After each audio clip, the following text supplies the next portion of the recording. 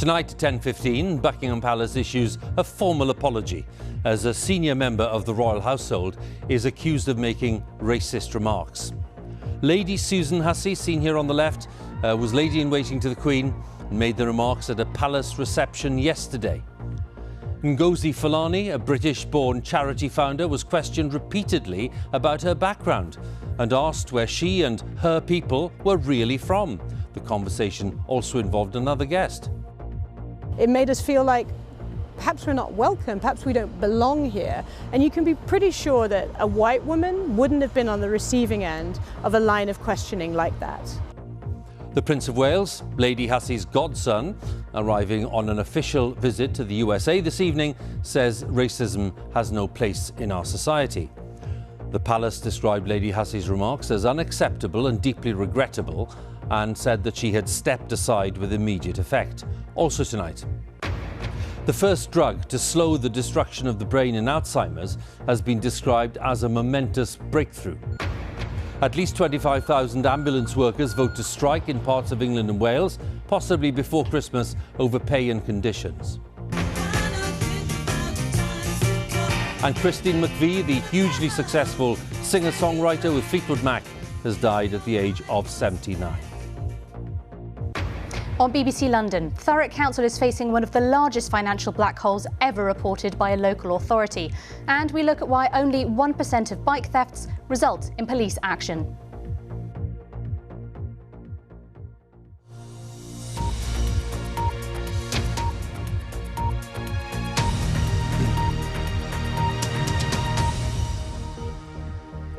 Good evening. Buckingham Palace has issued a formal apology following remarks made by a senior member of the royal household in a conversation with a black guest at a palace reception. Lady Susan Hussey is godmother to Prince William and served as lady-in-waiting to the late Queen. At a gathering hosted by the Queen Consort, Lady Hussey repeatedly challenged this woman, Ngozi Fulani, a charity founder, to say where she and her people were really from. Ms Fulani tried to explain several times that she was a British national by birth. The palace described Lady Hussey's remarks as unacceptable and deeply regrettable and said that she had stepped aside with immediate effect. Another guest at the reception said that Lady Hussey's comments had been offensive, racist and unwelcoming. A spokesperson for Prince William, responding to the incident, said that racism has no place in our society. Our royal correspondent Nicholas Witchell has the latest. Buckingham Palace yesterday afternoon, a reception to highlight the issue of violence against women hosted by the Queen Consort. Standing next to Camilla here and with her back to the camera was Ngozi Fulani. She's chief executive of Sister Space and a prominent advocate for survivors of domestic abuse. Also at the reception was Lady Susan Hussey. On the left here, she was a lady-in-waiting to the late Queen Elizabeth for more than 60 years and is a senior member of the royal household. According to Miss Fulani, the following conversation took place between the two women. Lady Susan Hussey, where are you from? Miss Fulani, Sister Space. No, where do you come from? We're based in Hackney. No, what part of Africa are you from? I don't know. They didn't leave any records. Lady Hussey went on. No, but what nationality are you? I am born here and am British. No, but where do you really come from? Where do your people come from? My people, lady. What is this? Lady Hussey. Oh, I can see I'm going to have a challenge getting you to say where you're from. When did you first come here? Miss Fulani. Lady, I am a British national. My parents came here in the 50s. Oh, I knew we'd get there in the end. You're Caribbean. No, lady, I am of African heritage, Caribbean descent and British nationality. Another guest at the reception heard the exchange. It made us feel like perhaps we're not welcome, perhaps we don't belong here. And you can be pretty sure that a white woman wouldn't have been on the receiving end of a line of questioning like that. Buckingham Palace said it took the whole incident extremely seriously. It went on, in this instance, unacceptable and deeply regrettable comments have been made. The individual concerned would like to express her profound apologies for the hurt caused and has stepped aside from her honorary role with immediate effect. Lady Susan Hussey has given years of devoted service to the royal family. She's godmother to Prince William. She's said nothing further about the incident. Ngozi Fulani, seen here talking to the Queen Consort yesterday, has accused Buckingham Palace of being institutionally racist. And into this tonight have stepped the Prince and Princess of Wales. They've just arrived on a BA flight into Boston. William's spokesman has said racism has no place in British society, and it was right that Lady Hussey had stepped aside. It all amounts to an uncomfortable reminder at the start of William and Catherine's US visit of the comments about racist attitudes by the Duchess of Sussex. Nicholas Witchell, BBC News. Well, as Nick was just showing us there, the Prince and Princess of Wales just arrived in Boston for the start of their first visit to the USA in 8 years. And our royal correspondent Daniela Relf is outside the JFK Presidential Library and Museum. Daniela, what's your sense of the headlines here and how they may affect what's going on there? Well, Hugh, it's not been an ideal start to the Prince and Princess of Wales's trip here to Boston. It has been embarrassing and distracting. This was supposed to be a trip about environmental innovation, about optimism for the future, about meeting a wide range of communities here in Boston. But instead, the couple spokesman has had to issue that statement condemning racism, describing yesterday's comments as unacceptable. But in issuing that statement very early, right at the start of the trip, William and Catherine have made their feelings and their position on this matter explicitly clear. They will now try to concentrate on the trip itself, which now includes a brief meeting with President Biden on Friday. They are going to try to concentrate on the things they say that matter to them here: diversity, representation, sustainability. They are the big themes of this week, and we can expect to see them on show in the kind of engagements the couple undertake here in Boston over the coming days. Daniela, many thanks again. Daniela Relf, our royal correspondent there at the JFK Library. Now let's move on to the day's other main story. For the first time, scientists have found a drug that slows the onset of early-stage Alzheimer's disease. It's been described as a momentous breakthrough following decades of failure in this field, and heralds a new era of possible treatment for Alzheimer's, which is the most common form of dementia. The medicine is called lecanemab, and because the drug works in the early stages of the disease, many would miss out unless early diagnosis and the rates for that are dramatically improved. Around 1 million people are thought to be living with dementia in the UK, and Alzheimer's affects around 60% of those, a disease which gradually destroys areas of the brain, affecting memory and understanding. And this new drug will not be available until it is officially approved, and it is likely to be an expensive treatment. Our medical editor, Fergus Walsh, has more details. Dementia is the most feared condition among older people. But Mavis Gwynn, who's 88, is enjoying her retirement, such as coffee mornings, despite a diagnosis of early-stage Alzheimer's. I don't feel old. I don't feel tired particularly. We enjoy life together, and I've got family which I absolutely adore and enjoy them. Life, I think, is rather nice. Have you got tea? Mavis's short-term memory is badly affected, and she increasingly relies on her husband, Rodney. What are you going to do with yourself today? I have no idea. Well, you're going up to have an infusion at the clinic. Oh, thank you. That's exciting. Come on, Rodney, let's get going.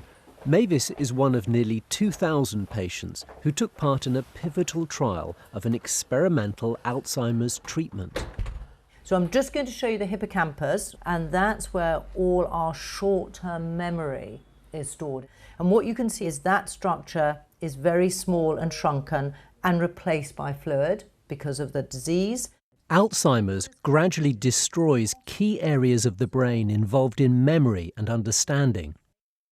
The damage is driven by the build-up of a rogue protein called amyloid, which clumps around neurons in the brain. The new drug, lecanemab, binds to amyloid, which prompts immune cells to attack and clear it from the brain. Access to the drug could be severely limited, in part because specialist tests required to screen patients for amyloid are not widely available. But there will be a clamour for the treatment, which in the trial slowed cognitive decline by about a quarter over 18 months. Lecanemab is not a cure. It can only help patients in the early stages of Alzheimer's, but it is the first drug to convincingly slow cognitive decline. So that makes it a breakthrough against this relentless disease. Doctors running the trial are delighted by the findings. This is so exciting because now we're getting results, the first results that are indicating that the drug is successfully treating the underlying cause and is slowing down the symptoms of cognitive impairment and also the behavioural symptoms associated with Alzheimer's disease. You're nice and warm. Mavis may have been on a dummy or placebo drug during the trial, but is now definitely getting lecanemab. She receives an infusion every 2 weeks at this clinic in Surrey. Now I heard that you had a big coffee morning this morning. Oh, did I? Her Alzheimer's is still progressing, but her husband says it's not robbed her of her personality. We don't want to just sit around and wait for the inevitable, which is why we applied for the trial. And we're now extremely pleased that we did so, because, you know, it appears to have had a very positive effect on Mavis. Mavis had no side effects, but others on the trial did, including brain swelling and microbleeds. Lecanemab is far from being a perfect drug, but Alzheimer's researchers say it points the way to better treatments in future. Fergus Walsh, BBC News. At least 25,000 ambulance workers have voted to go on strike in England and Wales, increasing the threat of widespread industrial action in the NHS before Christmas. Paramedics, emergency care assistants, call handlers and other staff who were members of the GMB, Unison and Unite unions were responding to the government's 4% pay award. Our employment correspondent Zoe Conway has more details. Together in a show of strength, some of the biggest unions involved in industrial action, representing rail workers, college and university employees, postal workers and NHS staff. Joining picket lines soon will be paramedics and 999 call handlers. 25,000 ambulance workers who are members of the GMB and Unison have voted to strike across England and Wales in all of these 10 areas. They could walk out before Christmas. For the last 10 years, ambulance calls have increased by over 70%, while the number of staff have increased by only 7%. Those figures are just unsustainable, and the pressure on ambulance workers and health workers has been building and building and building. The Royal College of Nursing is also walking out over 2 days in December. What do we want? 10%! Hundreds of thousands of people have already been involved in strike action so far this year. Some people have compared all of this to the industrial action of the 1970s, the so-called Winter of Discontent. So how does it compare? Well, between June and September this year, 741,000 days were lost to strike action. You come to this figure if you add up all of the days each worker was on strike. No data was available during the pandemic, but you can see we're nearly at a decade-long high in terms of lost days. If we look at the number of days lost compared to the 1970s, well, this year's spike over here is tiny in comparison. In 1979, which is showed by this middle peak here, 29 million days were lost in strikes. Unison has admitted today it's disappointed that members at only 8 out of 250 NHS trusts voted to strike. But there are many more strike days looming this winter, and there'll be more union votes over industrial action in the new year. Zoe Conway, BBC News. And just to let you know, more updates on the industrial action and News and analysis from Zoe and other colleagues on BBC News Online. That's bbc.co.uk/news. And of course, you can access the same material via the BBC News app. HSBC is to close 114 branches nationwide from next April as part of the bank's modernisation plans. It said that there's been a decline in the number of customers going into the bank branch, while the use of its digital banking app has risen sharply. Up to 400 prisoners in England and Wales could be moved to police cells to relieve overcrowding in jails. The Justice Minister, Damien Hines, said he was activating the temporary scheme known as Operation Safeguard for the first time since 2007 because of a backlog of criminal cases. Labour said the system was on the brink of collapse. A woman is killed, on average, every 2 days in England and Wales, and where the suspect is known, 90% of the victims were killed by men. A group of bereaved families has joined together to campaign against male violence, which they say is a tidal wave of violence now and a culture of gross negligence. More than 1.5 million people experienced domestic abuse last year, according to the latest figures, and the Home Office says it's investing more than £230 million to tackle these crimes. Our special correspondent Lucy Manning has been talking to some of the families who've lost loved ones. I lost 2 people. One is my sister and one my niece. She was my eldest sister, my absolute everything. She was my aunt and she loved romantic movies. This room is filled with loss, grief and anger, the real impact of violence against women. Many of them could have been prevented, but it's the systems in place and the policies in place that are failing everybody, and we demand change. The failure from the police and other sectors was outrageous, was horrendous. So it shows that there's lack of understanding of domestic abuse. Noor's sister and niece failed by West Midlands Police dismissing their 999 calls. She called them 4 or 5 times and they didn't come out, even though he was attacking her. So I don't know what it takes really for changes to happen. Is it more women to die? Anjali has seen little change. Her aunt, Muntahina Ramanjat, strangled to death in 2011. A judge called her a silly woman when she said she feared her husband would kill her. And nobody believed her. The police, children's services, doctors, school, everyone had nuggets of information. Nothing was shared. From your experience, what do you think needs to change and improve? But there's another angle to it which my aunt really felt keenly, which was the racism that can also go hand in hand with misogyny, to downplay domestic violence even further than it was already downplayed. Carol's daughter Ellie stabbed 13 times by her ex-boyfriend. Julie's daughter Poppy stabbed 49 times by hers. They believe sentencing is unfair, with less time if a knife is used in the home rather than the streets. It's saying that the women who lose their lives in the homes with weapons that are often used from the kitchen, their lives are worth 10 years less. It's insulting to the victims' lives. My daughter's life is worth 12.5 years to the criminal justice system. The politicians just don't imagine that it could possibly happen to them. Well, it could. And if they, for 5 minutes, just actually really tried to get inside the pain that we feel constantly and think that could be my daughter lying there, then maybe, just maybe, they would begin to listen and change. My sister, Gemma, was murdered by her husband.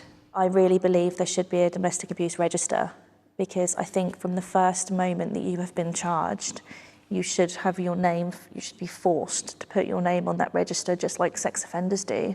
The government are very keen about keeping streets safe, but actually it's not the streets that is the problem. The perpetrators are the ones who are roaming the streets, and they are the ones that need to be dealt with. Chloe was just 9 when her mum Suzanne was killed by her abusive partner. I think social services just need to do 10 times better. Like, there'd be times where they would call and pre-book when they'd be coming to visit. There was a time he moved a rug from the living room to my bedroom upstairs because there was blood stains on the floor. It's not how things should be done at all. Aisha's cousin Jan, murdered by a convicted sex offender. What's your message to the government, to the Prime Minister, about what you've been through collectively? Listen and learn. Our voices are the most important. If you don't listen, you're not going to get nowhere. Along with other families, their new campaign group, Killed Women, will demand changes to protect women. Too much violence, too many left without mothers, daughters and sisters. Lucy Manning, BBC News. For details of organisations which offer advice and support for anyone who's been affected by the issues in that report, you can contact the BBC Action Line, and that's at bbc.co.uk/action line, and the details are all there for you. China's former leader Jiang Zemin, who came to power after the student protests in Tiananmen Square in 1989, has died at the age of 96. He presided over a time when China opened up on a vast scale and saw high-speed growth. A Chinese Communist Party statement said that he died of leukemia and multiple organ failure. His death comes as China sees some of its most serious protests since Tiananmen Square, with many demonstrating against the tough COVID restrictions. In Afghanistan, an increasing number of restrictions being imposed on women by the ruling Taliban regime. In the past month, women have been banned from parks and gyms and swimming pools, and girls are still barred from secondary schools in most of the country. Women are not allowed to work in some sectors. From Kabul, our correspondent Yogita Lime sent this report. Rare moments of joy in a country where so much is often bleak and sad.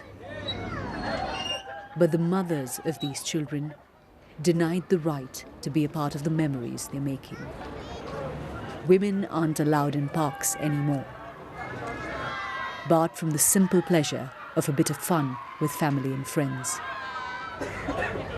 This is only a male privilege now, one that many from the ruling Taliban appear to enjoy, while they block half of the country's people from it.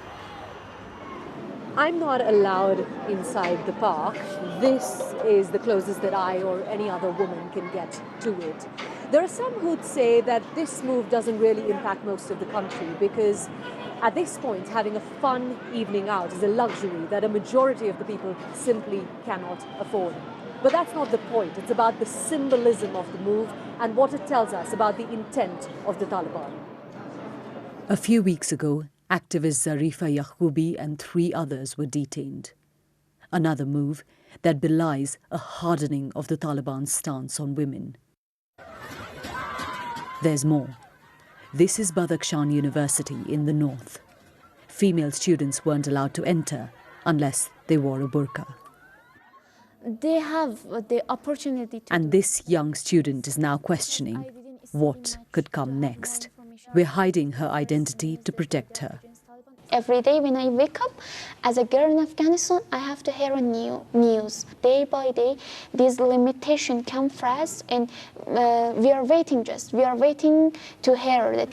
Might be tomorrow, they said, yeah, you cannot come out from your home, and you have to stay just to your home. Not far away, the Taliban's morality police. Its vice and virtue ministry. Another place Afghan women are barred from. I asked the spokesman why they were clamping down on women. In the past 15 months, we gave our sisters the opportunity to go to parks and other tourist places. Unfortunately, they were not following Islamic rules. About schools, you have to ask the Ministry of Education. But with regards freedom of speech, women can ask for their rights. Women aren't able to raise a voice, are they? Because those who have been jailed or their protests have been stopped. In every country, if women or men challenge the orders of the state, they are stopped. In other countries, they have been killed. We have not done that. But if someone is raising their voice against the national interest, of course, they will be silenced. The Taliban's words don't scare some, like Leila Basim. She's participated in multiple protests and recently set up this library for women to counter the growing restrictions. We are not afraid of death or that the Taliban might torture or threaten our families. We are scared of being omitted from society. And it's disappointing that the entire world is supporting the women of Iran, but not the women of Afghanistan. We feel broken and forgotten. Half of the country's people uncertain about their future. Trapped in the only nation in the world where teenage girls are barred from school. Yogita Lemay, BBC News, Kabul. Let's catch up then with events at the World Cup. Argentina and Poland are both through to the knockout stages after coming top of their group, despite Argentina beating Poland by 2-0. Earlier, Tunisia beat defending champions France by 1-0, but it wasn't enough to get through to the next round. France and Australia will go, as our correspondent Jane Dougal explains now. And leaving Poland in peril, their group filtered through. Australia and Denmark could also qualify, in light of Aussie fans watching in Melbourne. Disappointment for Denmark and a shock qualification. And finally tonight, Christine McVie, the hugely successful singer and songwriter who was part of the rock band Fleetwood Mac, has died at the age of 79. The band sold more than 100 million records worldwide, making them one of the most successful groups ever. Christine McVie was born in Cumbria, spent most of her life in the US. Our correspondent David Sillito looks back at her life.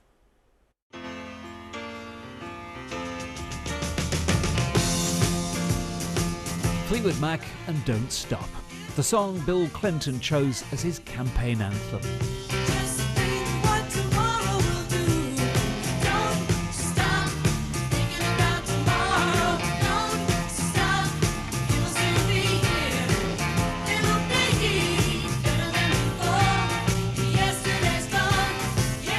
And the songwriter, Christine McVie. She'd been part of the British blues scene in the 60s with the band Chicken Shack and also as a solo artist before joining Mick Fleetwood and her husband John McVie. She had a gift for writing hits. Tell me lies, tell me sweet little lies. Little Lies Everywhere You Make Loving Fun. Many of the band's best-known songs were her work, but she tired of the endless touring.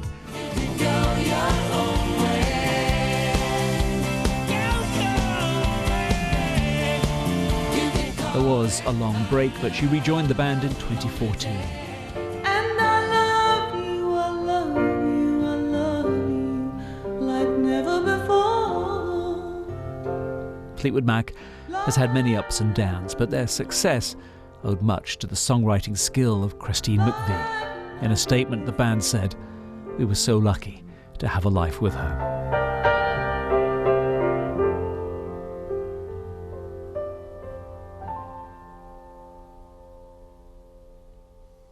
Many tributes worldwide to Christine McVie, who's died at the age of 79. The time is just about 11:15. Chris is here with the latest on the weather. Hi, Chris. Hi, Hugh. It's been another day of big contrast weather-wise.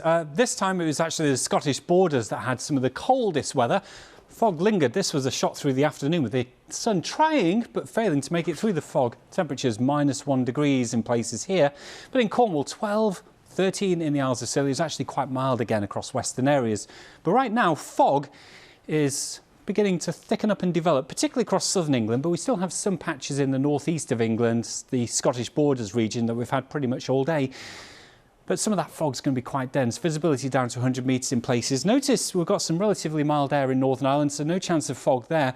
But some of this murky weather for England and Wales, well, it's going to be quite a slow start. It might be worth allowing a bit of extra time for your morning commute.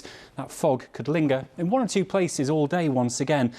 See a bit of rain across Scotland, tending to become confined to the north later in the day. Damp start for Northern Ireland, but essentially it's an improving picture here. And again, we'll have some of the highest temperatures across the western side of the UK. For Northern Ireland, 12 degrees Celsius. It is going to be quite a mild day here. For Friday, again, there's going to be quite a lot of dry weather around, a few mist and fog patches to start off with, some bright or sunny spells here and there, maybe still a few spots of rain in northern Scotland, but nothing too significant. Temperatures 7 to 9 for England and Wales, about 11s for western Scotland and for Northern Ireland as well. Now, on into the weekend, we're going to start to pick up an easterly wind a bit more, and it's going to make it feel a bit colder. The clouds a bit thicker. We'll see a few patches of rain moving across the country, but then into next week, well, we get area of high pressure developing up in Greenland. What that's going to do is it's going to push these northerly winds southwards across the UK, and with that comes the first real blast of winter. And for some of our hillier areas, that means you could be looking at some snowfall later into next week. So you've been warned, cold weather on the way, Hugh. OK, Chris, many thanks once again. Chris Fawkes there with the weather. That's it from well, slightly later than usual BBC News at 10 on the 30th of November. You can keep up to date, of course, if you take a look at the BBC News website online and, of course, the BBC News app. But here on BBC One now, we're going to join our colleagues in the nations and regions with the news where you are. But from all of us on the 10 team, thanks for watching and good night.